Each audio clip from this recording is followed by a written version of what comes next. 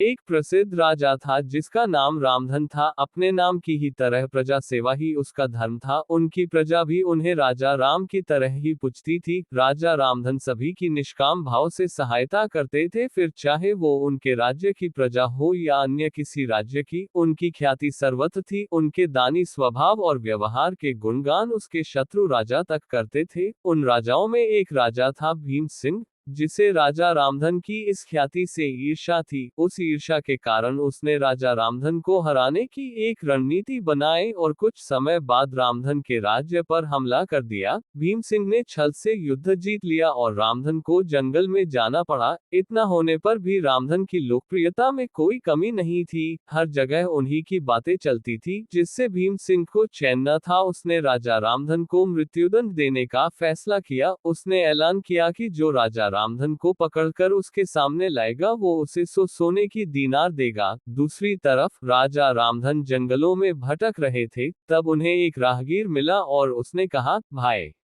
तुम इसी जगह के लगते हो, क्या मुझे राजा रामधन के राज्य की तरफ का रास्ता बता सकते हो?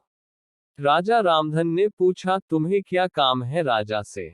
तब राहगीर ने कहा, मेरे बेटे की तबीयत ठीक नहीं, उसके इलाज में सारा धन चला गया। सुना है राजा रामधन सभी की मदद करते हैं, सोचा उन्हीं के पास जाकर याचना करूं। यह सुनकर राजा रामधन राहगीर को अपने साथ लेकर भीम सिंह के पास पहुंचे। उन्हें देख दरबार में सभी अचंभित थे। राजा रामधन ने कहा, हे राजन, आपने मुझे खोजने वाले को 100 दीनार देने का वादा किया था। मेरे इस मित्र ने मुझे आपके सामने पेश किया है, अतः इसे वो 100 दीनार दे दे। यह सुनकर राजा भीम सिंह को एहसास हुआ कि राजा रामधन सच में कितने महान और दानी हैं, और उसने अपनी गलती का स्वीकार किया। साथ राजा रामधन को उनका राज्य लौटा दिया और सदा उनके दिखाए रास्ते पर चलने का फैसला किया। दोस्तों, इसी को कहते हैं कर भला तो हो भला। कहाँ एक तरफ भीम सिंह राजा रामधन को मारना चाहता था और अंत में राजा रामधन की करनी देखे वो लज्जित हुआ और उन्हें उनका राज्य लौटा दिया और स्वयं को उनके जैसा बनाने में जुट गया। महान लोग सही कहते हैं,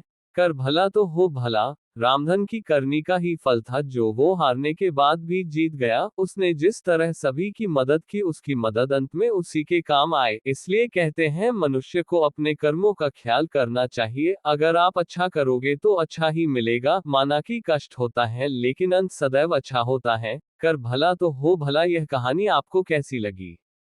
ऐसी ही मुहावरों की कहानी अपने बच्चों को सुनाए, जिससे उन्हें इन मुहावरों के अर्थ याद रहेंगे और उन्हें इन मुहावरों का सही अर्थ पता चलेगा और वे अपने जीवन में अच्छे मार्ग पर चलने योग्य होंगे।